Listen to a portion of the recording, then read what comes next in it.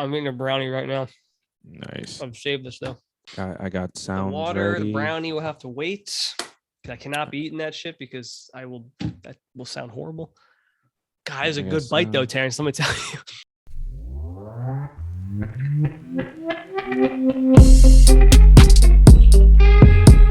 Need I say more? Episode 35 coming at you. My name is Giuseppe. I'm joined by my co-host Terrance. Yes, sir. Starting things off differently this week, man. A little bit of twist to it. So you gotta say people get used to certain things. You want to mix up things like the intro. It's not like anyone cares about the intro enough to say something about it. So I don't know. People might, have adapted to it. You think we'll get like a ton of emails of like, why did you change the intro? Where's the Stop welcome? Doing too much. Man, how you feeling, bro? I'm feeling great, man. Middle of September. I'm feeling great. It's middle of September. Weather got nice, but it's kind of hot today. Yeah, it's still hot. Like it was. I went out like as if the world's not in the pandemic. I was hanging out with a friend for most of Saturday, and Saturday was beautiful. It was like a high like 73, and I was like, this is great. Today, we also went out. Saturday. It was like a high like 87. I was like, this is fun. It's weird because I have the Amazon Echo, so I always ask like what the weather is going to be like the next day. Because you can't look on your phone in that. That'd take too long. Yeah, it's more convenient now. It's not, man. It is. I so just silly. ask like, hey Echo, I just the weather tap like? My finger and it tells me the same thing. Yeah, but you gotta do like 3 taps. If you say so, bud. I bet if we were sitting down together and I had my phone faster. Out, you would between Echo and a goddamn app. Best case, you save 1 second. Like it's fine. I don't know. It's 1 second. But also, what you don't get is like the whole thing. Like you get what the weather is now, and maybe a little like, what today's going to be. I look at it and I go, okay, here's the weather. What's the rest of the week looking like? I already prepped in my head. Echo that as well. Yeah, but at that point, I'm definitely quicker. At that point, I'm already looking at the week. Okay, yeah. And then, Echo or Amazon, Alexa, whatever you call her. That's a week view. It'll take too long, but a day view. I think Echo's probably beating that. I just think all those like Google Homes and all those things. They're it's like us trying to go to what we imagine the future to be, but it's just not anywhere close to being that cool. I'm just now. First of all, I wasn't a fan of it. I've had an Echo for probably like 3 years. I'm just now using it. That's what I mean. And most people are like, I only use it for like the weather, to like play a song. Like very few things. Like I think in our heads we want to have like this thing where just like a smart house. It just does whatever you want. You just say something and things happen. But like it's not really there yet. I mean. My girlfriend's uncle has a smart house, and his place is pretty nice. Like the movie smart house? It's like a movie smart house. No, I don't think nothing. I think you have to have like very, very, very. You gotta have a lot of money in order to. I heard Bill Gates style to have a real actual smart house. I heard years ago. This could be a fucking fictitious rumor that Bill Gates at one point had. Maybe he still does. If it's true, he had like these things if you were guest at his home, you'd like wear like a thing that would tell you like you would say what your perfect temperature is, and as you went to rooms, it would like adjust to try to accommodate people. Like if you were by yourself, I don't know if that's true. Maybe that's just a complete made up fact I heard, but it's ridiculous. I mean, I don't know. Is it? Yes, it is. Terrance, if you're asking me. Before we even get to our, of course, black eye, before we get to that, Terrance, I want to bring up a little pet peeve. What's up? When people are typing, okay. I need everyone listening to understand something. I'm crystal clear about this. If you say anything that ends, a sentence and maybe it ends in a question mark or an exclamation point, when the word ends, you immediately put the question mark or exclamation point. There is no space at all. You put it directly touching the last word. If you leave a space, why would you put a space? So many people do this. I need you look either A, like you're foreign and you don't understand the language, which is possible, or B, you're uneducated. So just be aware if you're doing that, a lot of people do this. It's all over. You're not writing properly. You're writing like an idiot. There's no reason for a space to be like, dude, you wouldn't put a space then period. You wouldn't. No, and that's the thing. They don't for the period. I'm telling you, look around at like people when they type whatever and on social media or text, whatever. A lot of people. I'm gonna start looking at that. It's annoying, man. Like it's just it. If English isn't your first language, like that's different, right? Like maybe you learned it. Whatever. I mean, if you speak French and you learn English, I mean, hey, that's awesome. I wasn't that cool, but if you're not, you just look like an idiot, you know, like this is the proper way. Like, do not leave spaces. It just looks dumb.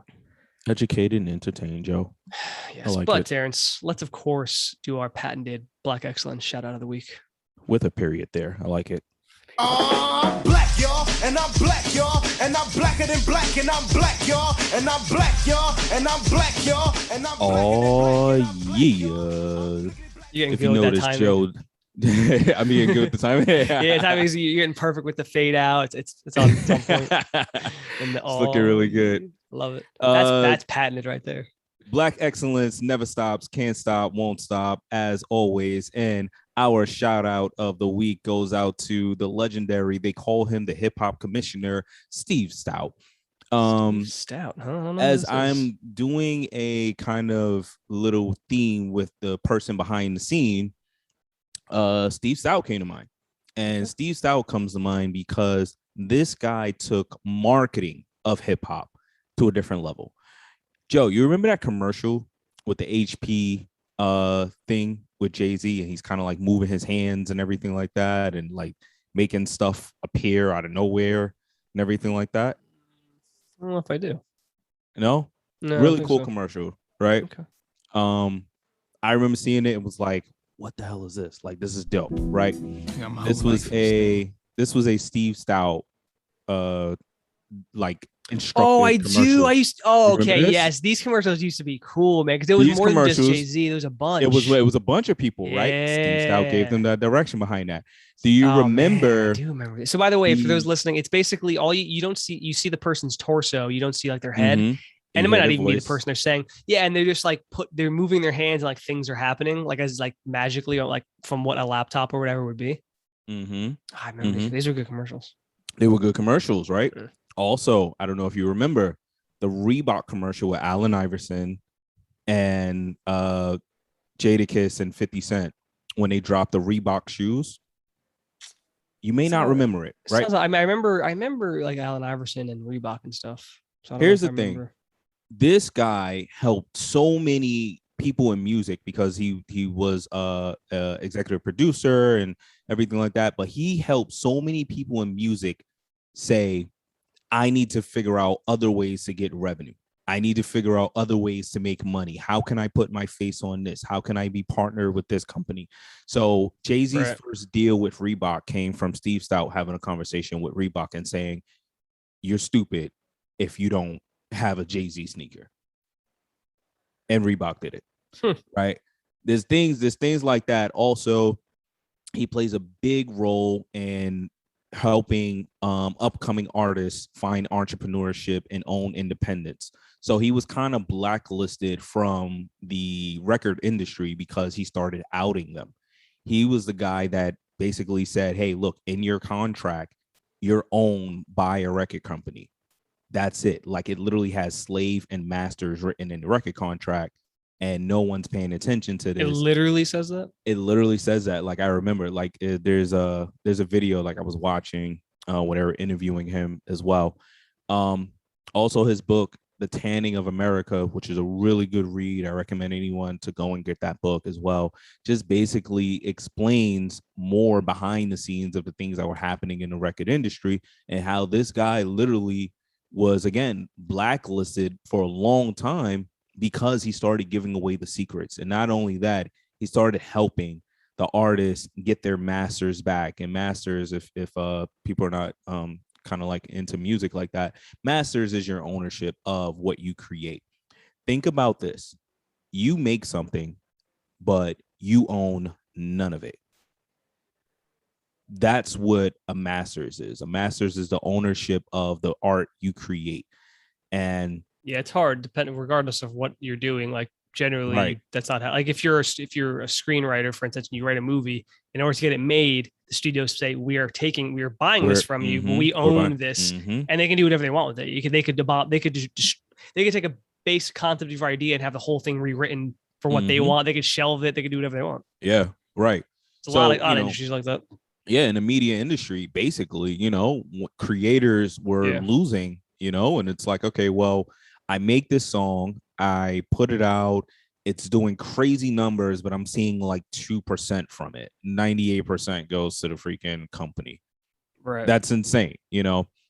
So shout outs to Steve Stout for being able to come in, shake shit up, help people, and just kind of, you know, redefine how people should have their creations and other things besides that, you know, like the guy's a smart guy, you know. Yeah, Appreciate for it, sure, guy. for sure.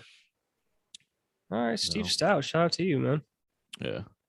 Um, Those commercials were super dope, though. they Like, were you- those. Yeah, Great commercials, man. the Jay-Z and 50 Cent one was There's like a bunch of. I remember seeing those. Like, these are classic, cool. man. I bet that's how it started. And then they were like, let's keep going with these. Do you remember the There's a bunch of those the basketball one they were dribbling? Remember what was it, Scary Movie? Oh Where they yeah, were doing the whole basketball yeah. dribbling scene. That What was a weird thing for Scary Movie to make fun of. By the way, that was a play off of the commercial, which again came from okay. Steve Stout. Okay, so this guy, this guy is definitely influential for sure. You know, yeah. All right, Steve Stout, I like it. Behind the scenes person. I'm really liking this theme. I'm gonna see if I can pull up another person For sure, because these are these are the people behind the people, right? Yeah. Behind all these great people, there's someone else behind them, like helping them, guiding them, coming up with these ideas. So yeah. Yeah, I will try to keep it going for the next couple of episodes until I run out. Terrance, I have actually two. I don't want to say mini shout outs, but I have two things I do want to mention on our Black Excellence shout out of the week. Oh, let's go. So first, I think we would be remiss to not mention the great Michael K. Williams, Absolutely. who unfortunately at the very young age of only 54 passed away about a week ago ish, somewhere in the last few days this week. With the yeah. Past few days. Honestly, man, really sad. I love this dude. I think he's been a terrific actor for years. He died in Brooklyn's own Michael K. Williams, by the way. From Brooklyn. From Brooklyn. He's found him at home in Flatbush should Brooklyn. be specific. Yeah, born and raised in Brooklyn. You guys have seen him in Boardwalk Empire. He was Chalky White. He was on The Wire for the whole run of the season. Omar. On The Wire. Mm-hmm. And Lovecraft Country just got canceled, but they were already pegging him to win the Emmy. Yeah, they were his dad that he has to go rescue in the beginning. I didn't see the show. I just read the book. But really good. Yeah, he was already pegged to win the Emmy this whatever and it's coming out. So really? Supporting actor? I think so, yeah. He was already gonna win it, and I'm sure this isn't gonna help him out. Not that it matters really, but anyway, hell of an actor. See, this goes to my and I know you're in the middle of your shout out, but this goes to my theory of we're not appreciating greatness when they're here, man. But like I said, he was gonna get it regardless. You know, like it's just, you know, I don't even know if those votes might already be in for all. I don't really know how it works, but he was already gonna win it. You know, I do have a bit of a story about Michael K. Williams. I've never told really anyone about this kind of stuff. It's not about him, I guess. I have an actor friend who lives here in New York City. I don't want to mention his name, but he's a working actor. He's been in bunch of movies, TV shows. He's in an episode of Boardwalk Empire, actually. Nice. He's not like a huge name you would know necessarily, but he's a guy who's been, you know, he's a working actor, right? Me and him got linked up through a mutual friend who just thought we kind of meet each other, and then he wanted to do some writing, and she told him I was a writer, so we kind of started hanging out. And really cool dude. We ended up becoming pretty good friends, and he wanted me to help write this screenplay that he wanted to get made, you know, and he knows people he could probably get like an actual budget. And the idea was gonna be set in Brooklyn, and the one we wanted Michael K. Williams to be like the lead. It was gonna be like two leads. The writer, this guy who's obviously an actor, was one of them, and then Michael K. Williams was the other one. Nice. Okay. And I ended up writing a short for it because we were going to maybe film a short and see if we can get like attention that way. It never ended up going through after I wrote it, you know, like it just kind of flamed out or whatever. But, you know, it was one of those things. We really loved him. That's what we were talking about him. We were like, he's a great actor and he's kind of underrated. Yeah. But yeah, really sad that he passed. It kind of reminded me of our talk about Bernie Mac. If I were typecast, I'd be in jail or dead. But I'm here. I got out. Got myself out. You sure about that? Yeah. So we just watched a crazy video he made where he's basically talking to him different versions of himself. And he's basically talking about like, why is he always cast as like gangsters and all these people, you know? And he's like, you know, did I choose these roles or were they chosen for me? Basically, he's asking different versions of himself that. First off, it's a brilliant piece. Like, he legitimately feels like 4 different characters in this. Yeah, You know, like yeah, it's even four though it's different. it's clear, it's obviously him, but it's also him clearly, like he didn't shave or anything. He just dressed differently, but he Hmm. clearly plays these. Anyway, I don't know what that is, but it's really good. And it is, That I mean, was really, really it's a good. And commentary on just Hollywood, really. I mean, this is what Hollywood does, right? it They just yeah, it typecast was everybody. I mean, it's horrible. he what he did in this 2 minutes and 20 seconds was a real powerful statement, in my opinion. I've Yeah. never seen this before. Was that He the first time you passed, watched it? unfortunately. Yeah. So I started watching it, but I was like, you Saved know it for what? the I'm show. gonna save this for the Yeah. show so I can like have this. So I watched like 20 seconds and I cut it off and I was like, you know what? I'm gonna watch it Yeah. with Joe on the show. It's fantastic, is what it is. I'm not a big movie person or anything like that, but like watching this was literally him speaking into, as far as, look, I'm black. I understand that I'm black, but it doesn't mean that I'm not capable of doing anything else. He says, you know, I could play a president, you know, and then he gives the example of a cat who says, you know what, I want to be a poodle, and I'm gonna try to Tell convince everyone it. you're a poodle and you Yeah, hang out you- with poodles. Could you be a And poodle? then could you be a poodle, you know? It's like that's different. I think it's unfortunate that people don't realize how influential movies and TV are on society. I think a lot of Yeah. people think of it as like, oh, it's whatever.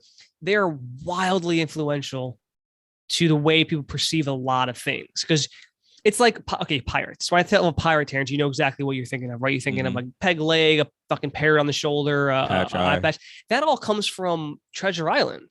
And then when they started, all those things come from the book Treasure Island. And then when they started making them into movies and stuff, people have always just gone back to that. But just because of this one thing, you know, and same thing, like people like why do like, oh, mice like cheese? Like mice don't even really like cheese that much. They like pretty much anything, but actually peanut butter is the Actually, thing they like the peanut butter, most. Yeah. right? Yeah, But because we've seen a million cartoons and all this stuff, it's just this thing that's in your head. And so a lot of people think people don't realize how important that stuff really is. So what he's and saying then is again, really with typecasting, as far as like him, he's like, you know what? I played Omar. That was a gangster. I played Chalky White. That was a gangster. He's like, these are what people know me for, right? But I'm capable of doing something else. Right. And then he goes into it's like, well, are you? Could you? Yeah, and he's like, I chose these roles. Saying anything happened, and they were like, did you? Mhm. And it's obviously a commentary on Hollywood, and we are definitely changing that slowly. It's just it's hard, man, to change a beast like Hollywood. You know, we're getting to that point, and people are getting more and more roles. You know, like people of color are getting better roles. What a smart and like that's brilliant. creative. That must be someone do, recently because it doesn't look. He looks pretty much the same. Yeah, he looked. Yeah, that I don't. You know, maybe In the it's last something couple his team put out. You that know, might have been a when COVID thing where he was just at home or something. You know, like I don't know, it could have been a COVID shot. In you know, for those that obviously can't see it, please, I recommend, you know, going up on YouTube or whatever, just typing in. Sure yeah, Michael K. Williams talking to himself, or you know, like whatever. You should be able to find it for sure. We'll try to figure out a way to like put it up and post it as well, with respects to the family and everything as well. But yeah, that was really good. I'm sorry I had to interrupt, you know, your shout out with that, Joe. Go ahead. No problem. The point of this was just to shout out Michael K. Williams. You know, unfortunately he passed, obviously, which is immensely sad. But just to, you know, say, you know, that he's an excellent black person, I think, and I think. Yeah, it's just sad, man. Like it's sad when anyone passes young, like when Chadwick Boseman or Heath Ledger, anyone who's young, and it's just like, damn, man, you know, like it's just you have these really talented individuals who are just really, you know, generally nice people. And they're coming up too, understanding that guys like Michael K. did not just walk into like who we remember him for. This took a long time, you know. Like I remember watching him as Omar on The Wire. That's how I got introduced to him. There's people that probably got introduced to him from Bulwark Empire. I'm looking at his IMDb. I didn't even know he was in Assassin's Creed or 12 Years a Slave. I didn't see Assassin's Creed. I didn't know he was in it, I guess. I mean, that movie wasn't supposed to be good, I guess, but you know, but again, like you pay attention to the work that people put in, and you know, you know how I feel about giving people awards when they pass. Like I just but like I said, the Emmys are like soon. I think they're. I don't even know when they're very soon. I mean, like I said, he was gonna win it anyway. Like if you go back to like before he died and looked up like people's predictions, like everyone was saying he was gonna win it. So this isn't And Chadwick Boseman didn't win it. You know, like you were worried about that, and he didn't. So Yeah. there you go. Yeah. So I had 2 shout outs. My other one, Terrance, we briefly talked about, I don't know if you remember this. Her name is Nia DaCosta. Now she directed. Was that she directed Candyman, right? She directed Candyman, yeah. And so I remember saying, I was like, it's dumb that we're calling. People are saying, that Candyman is a what's it called? It's a Jordan Peele film. Oh, and right. I was like, it's not. He was a producer on it. Right? He wrote it, but it's like whoever directs it it's their film. If you're gonna call like one, I mean, obviously many people work on it, but if you go, oh, this film, you know, like a Christopher Nolan film. Oh, if he directed it, then it's his film. If he just wrote it, then it's not his film. So anyway, Terrance, the reason I brought her up is for 2 big reasons. One is because she is with Candyman. She's the first Black woman to ever have a movie #1 at the box office, which is a fucking huge deal. It's also, I would say, immensely sad that in 2021, that's the first time that happened. Yeah. I do wonder why there's so few female directors. I don't know if it is a boys club thing or if they're just less interested. I couldn't tell you. It's probably more of a boys club thing. Yeah, maybe it is both. Maybe it's just that I really don't know. But there's definitely less women I've seen in directing, especially like feature films. So #1, huge shout out there. #2, Terrance, I think her next film is going to be #1 at the box office because her next film is Marvel's The Marvels, which is the sequel to. That's a big deal. Which is a sequel to Captain Marvel, which me and you said we weren't really huge into, but at the same time, that's huge for her career. You know, like getting a Marvel movie. It's always huge. She's in the process of filming this right now. Yeah. Like I said, me and you weren't super big fans of it. Maybe this one would be better, but the fact of the matter is, like, again, she's the first Black woman to be handling type of role. So she's young too. Like, so it's a big deal, man. I just want to give her a shout out too, because I didn't even realize that's who she was. I wasn't paying attention. When we brought her up, I was like, it's not fair that we're calling Candyman Jordan Peele. It's not. It's her film. Yeah. She deserves. Got to give respect where respect is due. You know, like and Jordan Peele wrote it. That's cool, man. But you know, it's her film. People deserve to have their name. You know, like if I'm Nia DaCosta and I directed this movie, I deserve to have my name associated with it. You know, taking me out of it and kind of putting me in the background just because Jordan Peele is the quote unquote bigger name. You know, isn't fair to the work that she put in. I've always had a problem. I've always had a problem with stuff like that. Like, I understand names. There's names that can help sell things, and Jordan Peele's had good luck at the box offices and whatnot. But not a fan of his second role, though. His second movie that he did. Yeah, we talked about that. What was that? Us, right? Yeah, we talked about that. Not a fan of it. I just think at the end of the day, like films, you know, thousands of people usually work on films depending on size of the film. So it's obviously not one person's, but the director is the person in charge of it all. And so if you really want to put someone's name, if you want to say from writer Jordan Peele, but it's not, don't credit a movie with someone who didn't direct it. Like, it's not Jordan Peele's Candyman. It's Nia DaCosta's Candyman, or it's Nia DaCosta and whoever else wrote it. I think it was more than just Jordan Peele. You could throw their names in there as well, but it's just, like, because that's the thing. Like, right now, this woman, I mean, she made box office history with Candyman, and she's going to be directing the next Marvel film. Deal. Yeah, it's right there, and we're going to not mention her name. Like, how's that fair? I just don't think it's fair. So that's our shout outs to all 3 of those individuals: Steve Stouts, Michael K. Williams, and Nia DaCosta. Big one this week. Absolutely. Big deals. And before we get off of movies, and I don't know how we just started doing this for the past couple of episodes. Yeah, we're not. We've been heavy into movies for the past couple of episodes. Because box office is back, man. Things were in theaters. Yeah. Movies are back. You know, summer has a lot of movies. Enjoying it. Something that I'm extremely excited about. The Matrix is coming back. Yeah, I didn't actually see the trailer, but we'll Matrix see. I don't know. Resurrections is. I don't know how I feel about it. I mean, I think it's a. What? Terrance, what they should have. The Matrix is like one of my top 5 favorite movies ever. But they should have made a Speed sequel over Matrix. The Matrix was like, to me, was completed. Fuck out of here! Nobody's watching a goddamn bomb on a bus. Bro, Speed was great. What are you talking? You didn't like Speed? Joe, I like Speed, but we're not. What are you doing with part 2?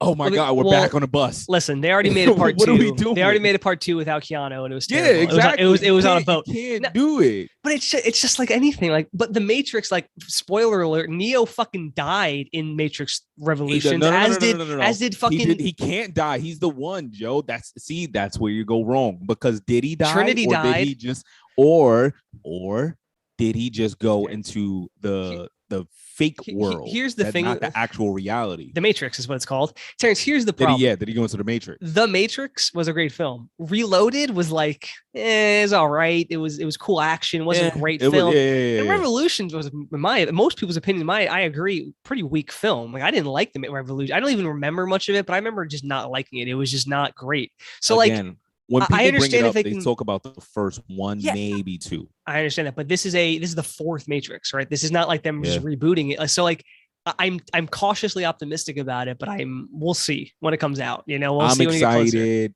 I'm excited. I think Speed should have come back instead. I would love to see fucking Dennis Hopkins, son first tries of all, to get revenge on. I know, and we just did a lot of Black excellence, and Black excellence never stops. But shout out to Keanu Reeves too. He's the man. Keanu with John Wick John Wick's so good. Whoa. What? We're not about to do that. What? John Wick suck. I said so good. Oh, I thought you said John Wick suck. I actually really want to say. I really want to rewatch them. Like, they're not on any streaming. I would watch every last one of them. So the original plan before COVID was to have a Keanu Day. This was in a newspaper. Keanu Day was supposed to be the release of the Matrix Revolutions and the next John Wick film. Literally drop on the same. They're not going to do that. I will. They can't do it. They can't do Trust it. Me, they won't do it. But it's a dumb idea. You don't put. But that's what they were planning on doing. I don't think it was I think it was just 2 movie studios who were being stubborn. Like, someone picked that date and then someone else, and they were like, "Well, we're not backing down." It's like, just what are you doing? Like, Keanu's not gonna have 2 like #1 hits like that. Like, not that. But it'd have been fire to see though, because I would have been one of those people to literally go watch one and then go watch the other. The problem is if they were 2 different films, but they're both like Keanu Reeves action movies, like, and people would love it. But what I'm saying is, Keanu was becoming what Steven Seagal wanted to be as he ages. But the thing, 2 things. One, the problem with that is that if you're like, the reason when Marvel films come out, no other action films comes out is because you're not going to compete. And I thought those can't compete with Marvel. And the Matrix and John Wick would be interesting competition, but like, they're too similar. You don't want, if you're one studio, you don't want the other film coming out because it's 2 different worlds. It's your direct competition. The same people who are going to see one are going to want to see the other. So you have less people likely to see it. Like, not everyone's going to do what you do, which are going to fucking see 2 movies in a day. Like, most people would not do that. So shout out to Keanu, who's killing it. Here's the thing about Keanu Reeves. Here's the thing about Keanu Reeves. He is not a very good actor. Like, and he's gotten better, but he's not though. God bless Keanu Reeves for somehow. Why do we like this guy? He doesn't really talk. He's been making movies for almost 40 years. God bless the kid. He's not a good actor, but the John Wick is his 3rd. Like, he started off like in the 80s making like Bill and Ted, and it bled into the 90s like Speed and Point Break. And then he kind of started to fade, and then he revitalized his career with The Matrix. He did that for a couple of years, and then he went down again, and he revitalized his career again with John Wick. Like, God bless him, man. He just doesn't give up. And now he's in like Cyberpunk and shit. Like, he's just back on top. Yeah, he's good. He's just like, he's gotten to the point where he's solid enough, as an actor. Like, you can get it, but like, he's just such a weird actor to be such a big star. Like, that's crazy. All right, Terrance. You know what I've wondered for a while. I meant to ask you this. You, of course, know like Reese's peanut butter cups, obviously. Why do they call them cups? Like, they're in these little like tissue, like paper type things. Yeah, it's kind of a cup. Is it though? It's like a wrapper. Like, I don't know. Like, you don't. If I said get a cup and you gave me, the cup is not the wrapper. The cup is the chocolate. That's the cup. It's not really it's holding the peanut butter. But the Snickers is a cup by that logic then too. So is Twix and every other candy bar. Shaped that way. It's not shaped that way. It's not shaped. M&M's are cups. Nope, it's not shaped. Again, not shaped that way. It's not you. But what I'm saying is, doesn't shape.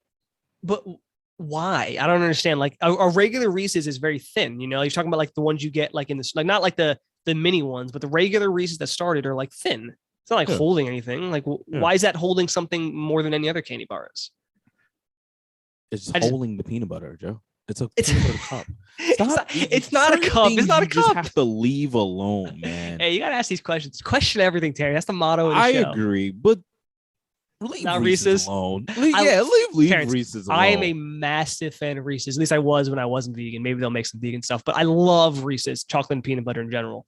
I Yeah. love it. I've just always wondered why we're calling them cups. Like, I don't. Those little paper doesn't make it a cup. Wait, explain to me why peanut butter and chocolate isn't vegan. Well, milk chocolate isn't vegan. You know. Oh, okay, milk chocolate. Okay. I mean, like, and a lot of time, dark chocolate is technically vegan, but a lot of times in big companies like, you know, whoever makes Reese's, I don't know, Hershey's or whatever, like when they do dark chocolate, it's still like a ton of milk in it. It's because it's only like lightly dark, you know, like Gotcha. All right, yeah. cool. But there's like Justin's makes peanut butter cups and a few other Unreal, and those are great. Yeah. Yeah. And every company we mentioned on this show, please sponsor us because we're not doing. Dude, this shit if for free. Reese's sponsored us, oh my! I mean, they would just send you a big bag of Reese's because I couldn't Yeah. eat them, so that'd be cool. We're not doing this shit for free. All right, Terrence, we gotta talk about this Blue's Clues video. Oh man, shout Got out to Steve. Gotta talk about this video. So, for those of you who don't know by now, I don't know how. It's only like a Oh, few this shit days went ago. Viral. There's a show back they started in 1996 called Blue's Clues. It was a show made for kids on Nick Jr. And it's completely CG. On the blue screen where this guy started off Steve, and he would do these fun things with kids where they would, like, you know, they find clues because Blue was a dog, and, you know, it was a fun kid show. Now I watched it a little bit growing up. I was like a little too old for it, but I kind of watched it. Yeah. By the time I was really watching it, my little sisters were that's also heavy into it. That's the thing. I started watching when I was like 8 or 9. I'm like, I'm kind of too old for this, but I kind of just left it on. And then my sister, as she became like 2, 3, 4 years old, she started watching it. So, Mhm. you know, no, it was Steve was great. And then Then his cousin. so what happened was they actually fired him after 6 years because he was losing his hair. Oh, he got fired. Yeah, it's because he was what losing. happened. Yeah, I remember hearing about this years ago. Like he admitted that he was like, yeah, I was losing my hair, and they just weren't into that, which I find kind of weird. But that's why because he would look too old. That's why. I guess. I mean, he was only like 29 when the show ended, like, or when he got fired. So anyway, he left the show and was replaced with Joe, which, by the way, my brother's name is Steven. So that was always kind of a weird thing for me and him. Which was like, you know, written as his cousin. He went to college, what they said. The show went on for like, I think 5 more years and it ended. At this point in real life, his name is Steve. He is damn near 50 at this point. You're fucking lying. No. Because he only Steve pulled this is up. almost 50. God damn. So Steve Burns is his name. We have to understand when the show started in 96. He's only 23. You know, but that was 25 years ago, Terrence. You know, like, people get older. His name is Steve Burns. So what happened was he released this video. Now, when I stumbled on this video like right when it happened, I wasn't even sure what was happening.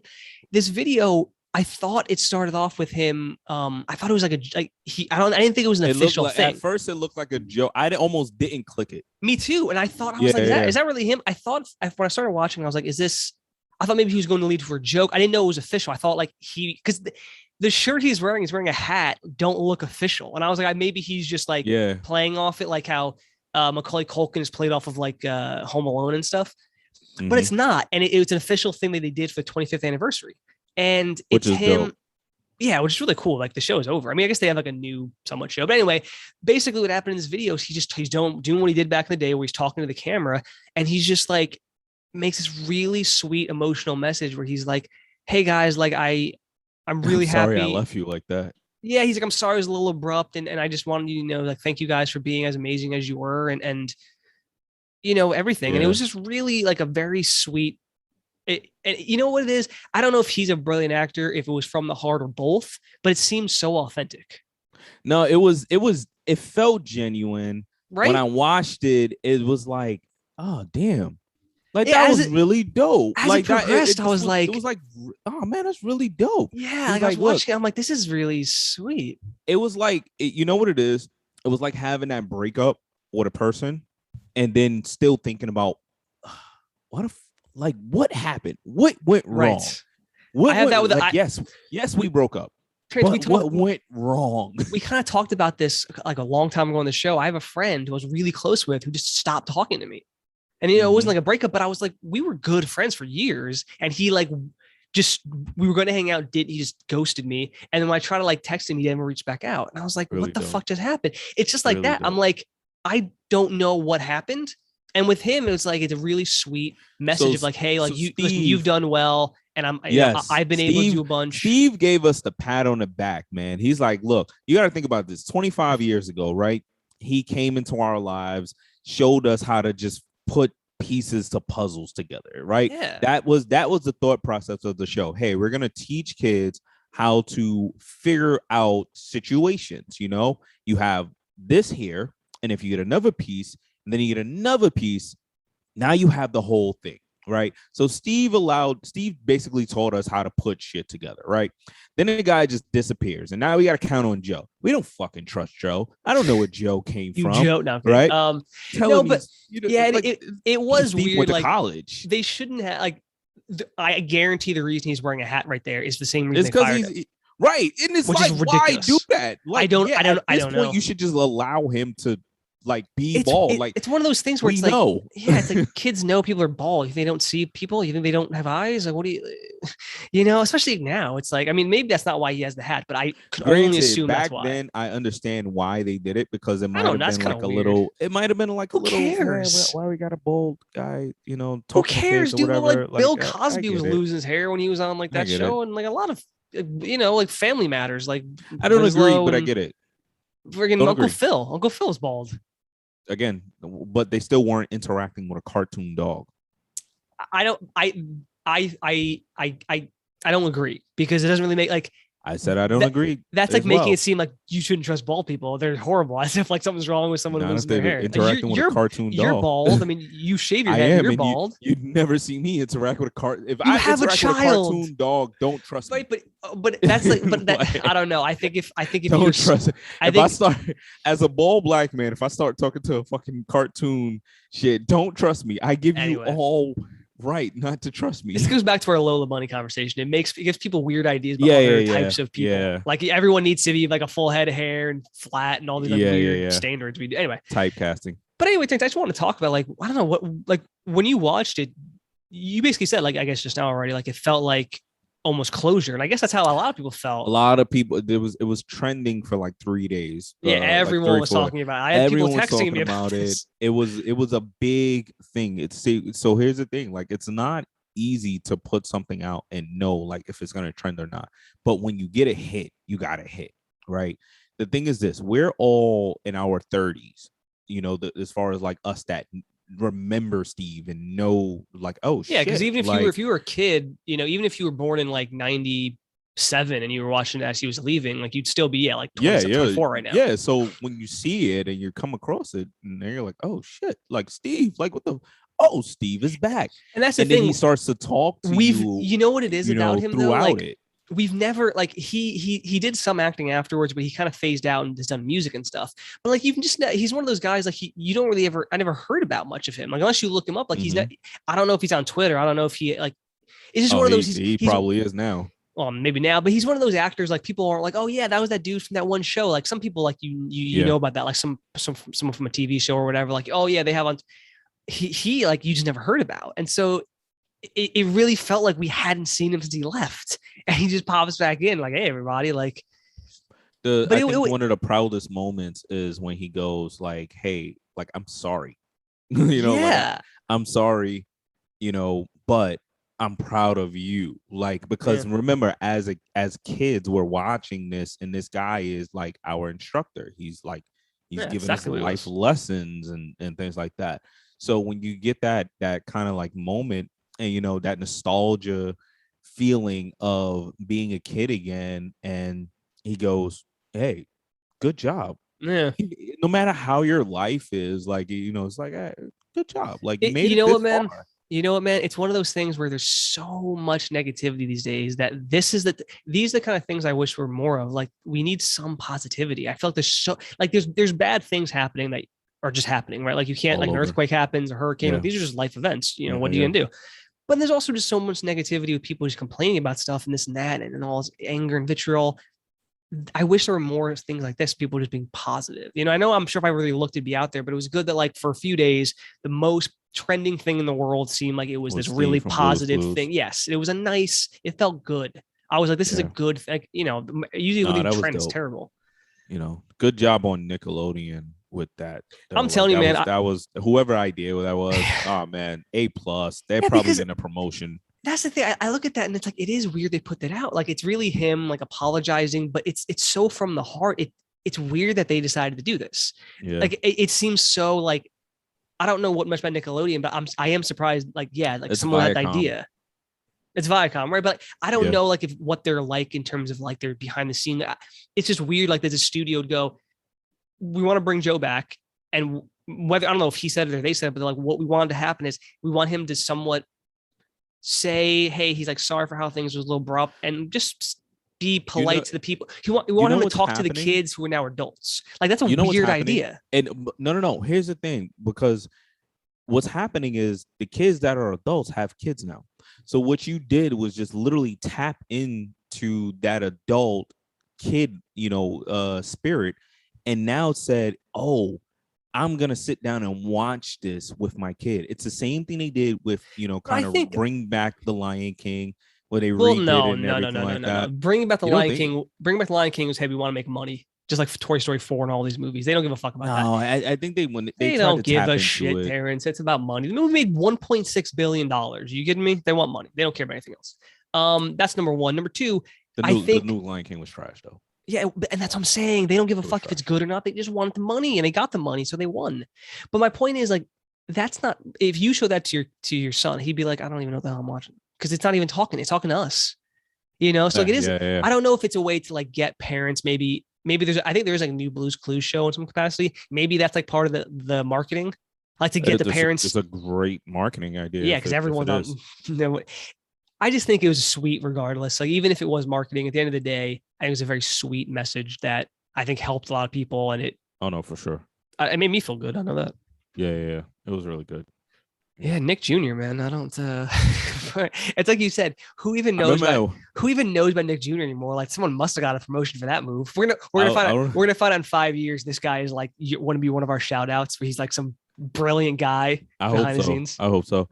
I don't know about you, but I used to think that Nick Cannon was like the heir to the throne of Nickelodeon. Did you? Yeah. I wish. It was like, so because cool, he had his own show. Like, he came out of nowhere with his own goddamn show. He did, yeah. Like, wasn't it? It was like wasn't it like pranking people in some capacity? Yeah, it was like I remember Nick Cannon show or some shit like that. It was like, why did he just out of nowhere come up with his own show, and his name is Nick? Like, that's not a coincidence to no one else. The heir to the Nickelodeon fortune. Yeah, like, this is the guy, like, he fucking runs Nick.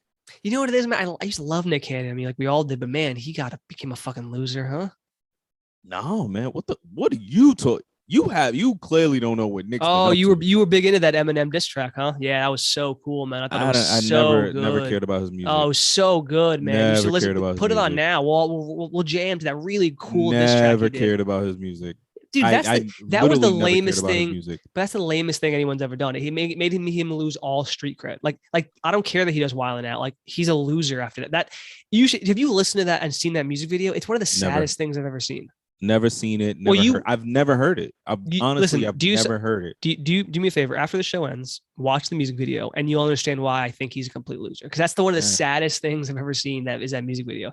Eminem didn't even respond. He didn't even. You're Eminem. You're not supposed to.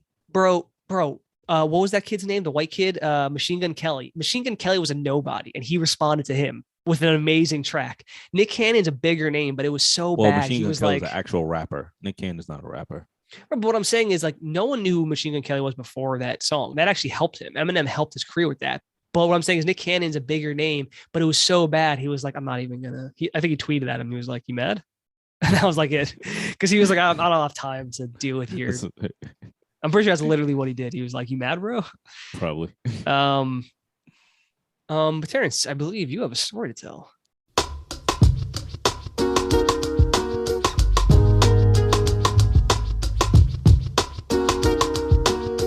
So Joe, I know, like, we were supposed to record like a Friday or whatever it may be, right? Couple days ago. for the folks out there, we're recording on a day that we don't normally record, but whatever, right? That happens. And I had a I had a weird Friday. So on Fridays, I try to get up in the morning, go to the gym, get myself, in a good space or whatever. So this Friday I got up, I asked Corey, I was like, hey babe, you want to go to the gym? She's like, yeah, I'll join you or whatever. Great, get something in our system really quick. Going downstairs to go to the gym. Now, there's a package from Amazon that I've been trying to return. I have put this package there maybe about a week ago. Right. You put it there for like the mailman to take? For the UPS to come pick up, and when I say there, I put it like in the lobby, right? Because this is what you're instructed to do from Amazon or whatever, right? That the person is going to come pick it up and take it to the return area, whatever the case may be, UPS. So for a couple of days, this box has been there. I know because I put it there myself, right? Friday, I get to the lobby as we're going out to go to the gym, and I see the box still. Okay, they still didn't pick it up. No problem. All right, I'm assuming like they're coming to pick it up. I already spoke to Amazon. I confirmed that they're coming to pick it up and everything. So they're probably going to pick it up today. We go to the gym, have a great workout, right? Corey's like, hey, I'm leaving. I'll meet you. I'm like, cool. I'm right behind you. I got a lot, last set, whatever the case may be, right? She walks back to me and she has an empty box in her hand. And I'm like, what's going on? I'm confused. She's like, babe, the thing we were supposed to return is not here in the box. It's gone. I'm like, what do you mean? Like at this point, I'm like, I'm like, did UPS take it? And then she's like, no. And they were like, they wouldn't take it out of the box to put it in another box to take it. Like it just doesn't make sense that, what UPS drivers doing all that extra shit. Jesus. So I'm like, oh shit, somebody stole the fucking return item. I'm going to be charged for the return item. Like that's the first thing that came to my mind. Like I'm going to be charged for the return item. Right. So now I have to call the non-emergency police to come file a report so cameras can be looked at and all of this shit and everything like that. Are there cameras in that room? There are cameras in the lobby and everything like that, right? So I have to file a non-emergency report and everything like that. Cop come, talking to the cop, really cool guy, whatever, where I'm explaining it to him. He's like, that's fucking crazy. And I'm like, yeah. Now on top I fucking hate that we live in a world where so many people are trying to like steal packages. On top of this, right? I noticed there's another box in the area that's not mine that is open as well. And I'm like, what the so the cop says, is that yours? I'm like, no, that's not. It looks like it's somebody else shit that you might get a call for them later. Yeah. Like it looks like you about to be here for a while, right? So then at this point, the cop goes, okay, we need to go look at footage or whatever. So he gets access to the footage. So I said, hey, like, am I allowed to join you or whatever, just in case I need proof that this was stolen or whatever, right? So now he's upset because, again, I left this here for days. So the gap is way too big. So, as we start narrowing shit down, I'm like, hey, look, I came home from work on Thursday. I saw it there. I got home probably like 6:00 or that day. I saw it there. He's like, okay, cool. So we got a smaller gap window to look at, right? Right. Smart. We start going through the shit and we find out what happened. Now, Joe, I just text you surveillance footage, right? Okay, so I just watched the video. You saw the video, right? Basically, some kid, I don't know who he is. He's wearing a hoodie. You don't know if he's a kid. Yeah, I don't. He probably is, but who knows? Some dude, it looks like, wearing a hoodie, and he has, of course, face mask on. Can't see. There's not a whole lot to really go on. Can't see shit. And he just goes in, cuts him open, and bails. All right. Cuts open a box, takes the item out, and dips out, right? Now, here's the thing. What you don't see, what I wasn't able to record, is the fact that he came twice. He came, the first time he came, Joe, there's a shoebox on the floor. I don't know if you can see it in the video. There's a pink shoebox on the floor. He left that shoebox there as a decoy. He had other boxes. The guy is going around the neighborhood stealing packages. He's a professional package thief. Yeah, man. That's what I'm saying. Like, bro, a few months ago, back in May, I've never had this encounter before, Joe. Bro, this is my first time. Bro, a few months ago, I ordered some new pillows. Okay. And my package came and I think I don't know if I told you on the show, I went downstairs because they say they delivered it. And they did that a couple hours before. I wasn't paying attention. I go downstairs and the box just opened, just in the trash. You know, someone came over, just ripped it open and bailed. Like this, it's sad, man. This is a common thing these days. Is because we have so many packages going all over the place. People just go around and steal shit for years, and I've never had this issue. I get out the hood, and all of a sudden, it's like, what? Yeah, this is what y'all doing? Like this is crazy. Like I don't understand why. Like for what? Right? And it's like, from what I was hearing was the guy goes around the area. Obviously, he's covered up, mask, hoodie, and everything like that. This happened at like 2:30 in the morning. This happened at like 2:30 in the morning. We got the surveillance footage and everything like that. We're looking at it. And we're just like, okay, he has boxes. So he's literally just racking up throughout the neighborhood. That's insane to me. And so much is being lost in this because people are probably saying, oh, I didn't get my package. And Amazon's like, well, we shipped your package, but you didn't get it. Amazon's really good with this, by the way. If you say you didn't get it, Amazon's damn near great with, we'll resend it. Yeah, they are. But it's... but it's shit like that happens. And it's like that's a loss for like the company because, we have to remember that it's not just Amazon selling items on Amazon. Sometimes it's third-party sellers, and this is a business that they're running. So sometimes they could be taking a loss for this as well. Like, and I say that because I remember I had a friend who was like, oh, like, I'm just going to take advantage of it, like say I didn't get it just so I can get another one or whatever. I'm like, nah, don't do that. Like, that's somebody's business. Like, there's, somebody's trying to make money selling these items or whatever. When you do that, you kind of taking, like, is you stealing basically. Like, why would you do that? Like, it's not even worth it. Like people don't, dude. Terrance, something I realized about the world is there is I don't know what percentage it is necessarily. There's a lot of people in the world who they don't care about anything in any capacity at all. They're just trying to figure out the easiest possible way they can live their lives. And if that means stealing a bunch of shit, they'll do it. They don't care. People who take people's credit card information, bank cards, people who wait outside and try to take them off a truck. Like, it's just, I don't know if they grew up like in a terrible part of the world or just wherever they had bad parents or what the hell it is. Don't get me wrong. I bought stuff from somebody that said that they got it off a truck before. Yeah, but did you take something off a truck? Oh no, I ain't taking nothing off a truck. Yeah. I just listen, man, honestly, I don't understand it. I'm not saying working like a job, like a store is like riveting stuff, but like it's an honest living, and I for whatever reason, I actually had a topic I want to talk about with you, but I don't know if we have time to necessarily do it right now. Yeah. We'll probably save it to next show. You know what? No, let me. It works out perfectly, actually. You guys, we should have enough time. Yeah. Let me ask you a question, Terrance. You said you grew up in the hood, right? You grew up. I don't know if you care about me saying the neighborhood you grew up in. I think we said it before. You grew up in Brooklyn. Yeah, Brooklyn. Part of Brooklyn. You grew up in a bad part, Canarsie, not a great part. You've always said you grew up in a pretty bad place and everything. Terrance, my question is, why is it you turned out the way you did? Right?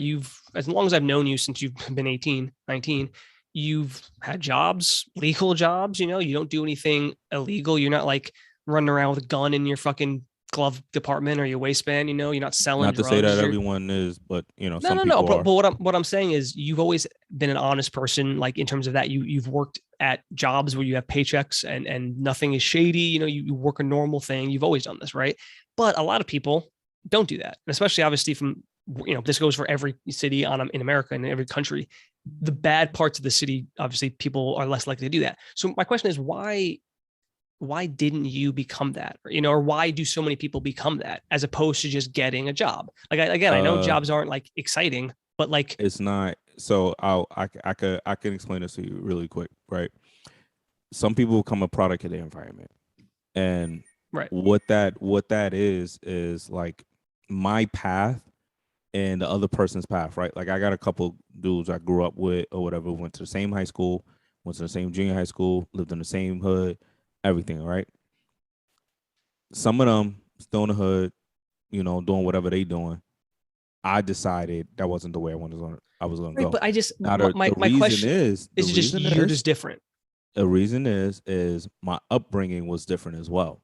Would you My saying your parents, right? Yeah, my parents who didn't allow for me to do certain things at a young age.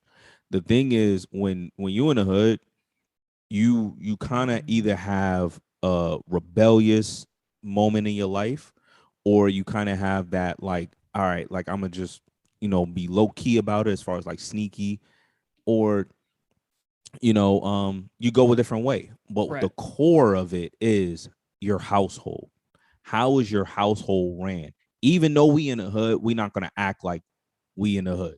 We're gonna present ourselves a certain way. My mother and father always stood by that. You are speaking gospel right now. Regardless of what it is, my mother and father stood by that. It was like, yeah, this is where we at, but this is not who we are. So this is how we're gonna move about things. And my mother always told me, she was like, I don't do jail visits, so y'all better not get locked up. I've met your parents, by the way. They're awesome. I love your mother, especially. I think is such a. She actually kind of reminds me of my mom a little bit. She's like a very maternal, very nice, but at the same time, she's strict. You're not going to mess with her. Like, absolutely. You have that respect. Like, when just meeting her, I was like, high school, she gave me two choices. You either gonna go to the forces or you're gonna go to college. And it was lit. She was like, you got those two choices, or you're not living here.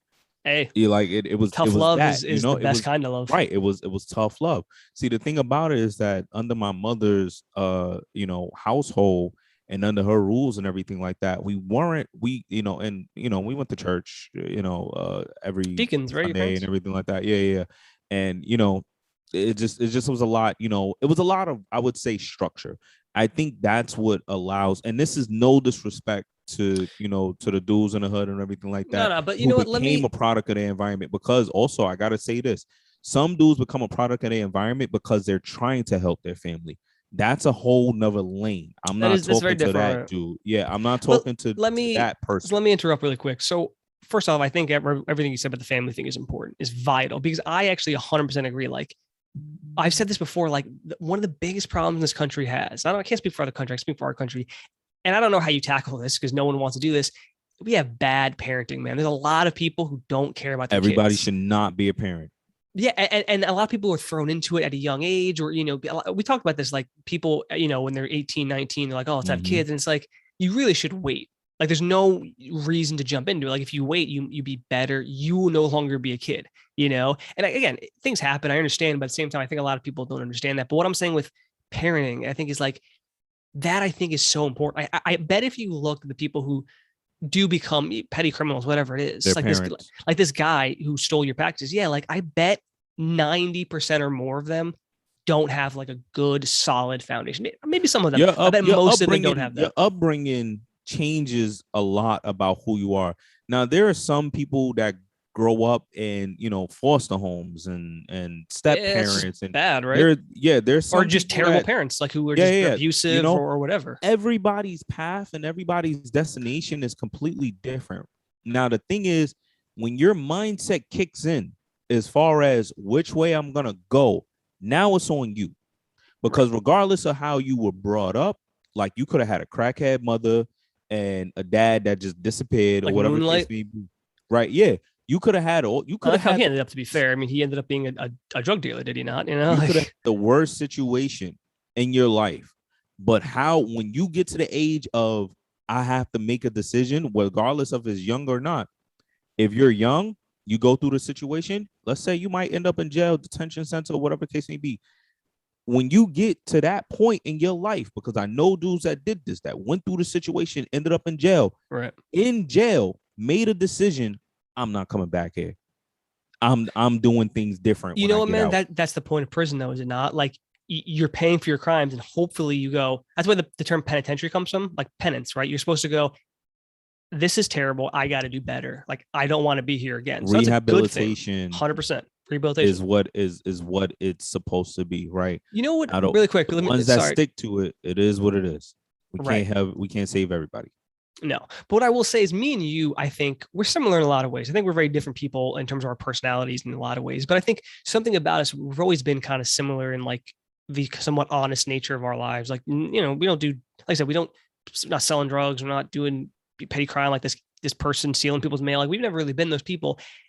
And you know, I was born in New York, but I raised most of my life when I was a kid in Florida. You know, you over here in Brooklyn, these are two very different places, Terrance. I mean, we grew up, our environments could not be almost more different. But I think we turned out very similarly. We had the same thing. I had two parents who were fantastic, and they raised me to be a good person. They were like, "You're not doing anything stupid. Like you can get in trouble anywhere." I did do some stupid things. And they came hard on me. Everybody does stupid shit. I got. Oh, I didn't technically get arrested. I got detained for doing some stupid shit when I was younger. The cops with the cuffs on me, that flipped their shit on me. You know, and nothing ever came from it. Like I didn't actually have a record because I was like 15 or something like that. But you know, like they came down hard on that type of stuff, and they were on me to make sure my grades were good. And they didn't necessarily do the whole college or military thing. But at the same time, my mom was like, you know, she wouldn't have been like, yeah, just stay at home and sit on your ass. She would have been like, no, like, what do you do? And that's another thing too, because you got a lot of families that just say, oh, you don't got to do nothing, or they're not hard on them and strict on these kids to where it's like, look, you need to figure some shit out, because you're not just gonna wake up every day, eat my food, watch my TV, because you raise like lazy people who don't care. You know, that's what I'm saying. Like me and you could not be born to different lifestyles. Like your parents are deacons. You know, my dad's like a baker. My mom's like a man, you know, an office manager. Like, you know, you grew up in the hood. I grew up in a fairly nice area. You know, like I was surrounded by only white people mostly. You were surrounded by very different place. You know, city. I was a town, very different, but we're very similar. And I think, and people will look at me and think like, oh, you know, you're white, this and that. It's like, nah, it's not because of that. And it's the same reason that because you're black, you didn't grow up a certain way. It's about having good parents, man. Like I'm telling you, you have two good, or not even two good, but you have one good parent who's there and who's trying to just give you a good life and provide. Doesn't need to be a lot, just instills the right morals in you and the right values. And you'll probably, I think there's a high chance you'll be fine. You know what? The paths are always going to be different, but I can literally pinpoint to you to the moment that I knew I was going to be different. I was in junior high school. No, I think it was like 9th grade or something like that. Okay. And so you were young, 13, 14. Chase Bank was doing like after you talk about program. Was this the internship you think you talked about? Not the Capital One. Oh, but okay. It's a different bank. This is a different. I was close. Chase Bank was on an internship, right? Nobody I knew wanted to sign up for it. My thing was this. They came in and they spoke. And the only thing I noticed was these guys got on suit and ties. They work for a bank. They must make a lot of money. I wanted to know, my interest was in how much money they making. I want to know behind the scenes. I signed up for the internship. In that internship, and I'm going to just shoot straight. In that internship, I learned how to code switch. Did I know it at the time? That's what I was learning. Didn't we talk about this, right? Like we did talk about. I think your family was like, you're talking white, and you were like, no, I'm not talking white. I'm talking just proper, and I can do both. That was the moment I learned. I learned how to code switch. Did I know it at the time? That's what I was learning. No, not at all. Yeah. But I learned how to code switch. I learned how to shake a hand. Mm-hmm. I learned how to dress. I learned how to tie a tie. I learned how to speak properly in an interview, how to present myself and everything. That, along with getting the actual, because in the after school program, they allowed, this was downtown Brooklyn. I was allowed to go to the Chase Bank. So they sat us in a big office. I was impressed. Right. I was like, this is what I want. This is what you want, right? This is what I want. That's the point of those internships, isn't it, though? To show you what the life could be. The thing is this. Our parents are only going to give us so much. Did my mother and father encourage me to go to that? No, they knew nothing about it. This was a choice that I made. They raised you and instilled certain values in you that led you to become that person to make that choice. Right. You see what I'm saying? And then I made. If you didn't have good parents and you just didn't, you wouldn't even know. You wouldn't even make that choice because you'd be like, I don't fucking know what's happening. The foundation is always important. You can't build a house on a weak foundation. This is why I guarantee your son will be just fine. Will he be a fucking Elon Musk, or will he be a totally just normal person? Who knows, right? You don't know where he's going to land, but I guarantee he has you and he has his mother and he has good parents who are instilling good values in him. So I guarantee he's going to grow up and be just fine, man. Like he's going to be a well-adjusted kid who, you know, like I said, who knows, man, maybe he'll be a friggin' surgeon, you know, and he'll be like this world renowned. Who knows, right? We don't know. Yeah. I mean, look, I expect both of them to be very well. That's really all it is. But Yeah. at the same or time, however many you end up you at, could- you're gonna have more, right? You and Corey. yeah, are gonna have to- you. that's what I'm saying. Like that. I'm telling you, man. Like all that's you what could it do is. is lay it out. All you could do is lay it out and pray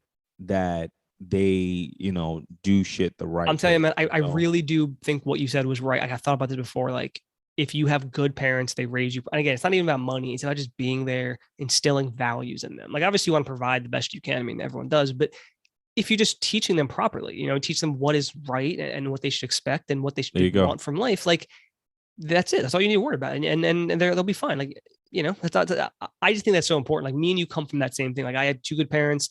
My parents were very specific. I think this is definitely an Italian thing of like, we have dinner together every night. They cooked, obviously we'd go out, occasionally, but it was very much like we're cooking dinner. We're all six of us going to sit down together every night and we're going to eat dinner. And we didn't do that obviously for breakfast because everyone's different schedules, and lunch, obviously we were at like school and work, but for dinner, that was vital. My parents were not okay with like you not showing up for dinner. Right. Like if you told them ahead of time, I guess maybe, but like, by and large, like you need to be there for dinner. This is dinner time, so like those type of values I think are important. And like that was important to me. Like, not that I have a family or anything, but like I do. Anytime I've had a relationship, I've always enjoyed like sitting down with that person and having that meal and just talking to them, and it's important. So yeah, I think you are right about the upbringing thing. Like, I bet, I'm telling you, if we found this loser who just stole those packages, I guarantee he doesn't have like great parents who were trying to do great by him. I'm sure he had either worse shitty, is when they shitty parents do. or just absent parents. What's worse is when they actually have good parents and I'm telling you, I and bet like, what the fuck are you doing this for? I bet the Who are percentage. you trying to impress? But you know what I'm saying? Like, I bet the percentage, like I'm talking about being a good parent. Like, if you're a parent who has a lot of money, but you ignore your kid, that's, you're not a good parent, right? Like, I'm saying, I really do. I bet like 90% of these kids, not kids, these people who do those things, probably, I just don't think you were raised properly. I think if you were raised well, you're not going to go, I know I was raised well to do all and right, but I'm just going to be a shitbag and steal people's stuff, their packages. Like, I don't know, maybe, who knows? But that is interesting. I wanted to bring that up for a little bit, like that kind of topic of like, how did you kind of beat the odds almost and like become a normal, like law-abiding citizen, whereas so many people didn't. So you're not a product of your environment, I suppose, is just the answer, because you had good parents. Yeah. All right, man. I think that brings us about to the end of our show here. Of course, people want to reach out and talk about these types of things. They can email us, needisaymorepod@gmail.com. And on Twitter and Instagram, they can follow us, Need I Say More Pod. I'm sorry, at Need I Say More Pod. Every time I fuck that up. That's why sometimes I'll pass it to you because I know you will mess it up. But we, of course, end every show with a hypothetical. What you got? All right.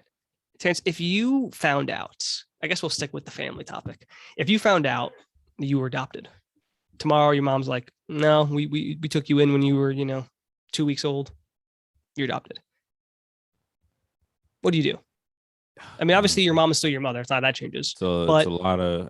Do you go look? Do you want to look for your birth mother? Do you think it's whatever? Me, it's no. It's no point, right? Yeah, me. Knowing me, no.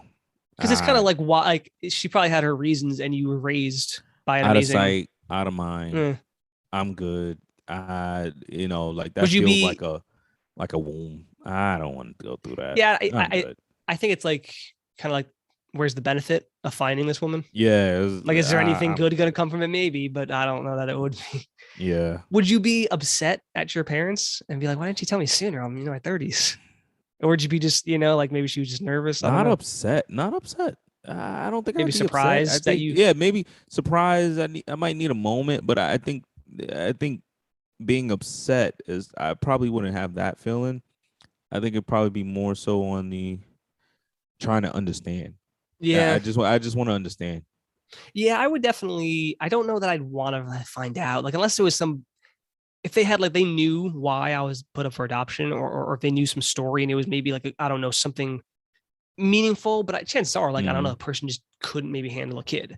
And it's like, my parents are still my parents. Like, they still raised me and are still my mother and father until I die, obviously. But yeah, I wouldn't want to find out. And I don't know if I'd be upset, but I would be like, why didn't you tell me? Like, I'm 30. You didn't want to tell me when I was like 18 or at least like 20 something, like, yeah. It'll be a little much, but yeah. Yeah, because it's unfortunate that adoption is kind of like looked down on sometimes. People don't want to tell people. It's like, a blessing for some people, though.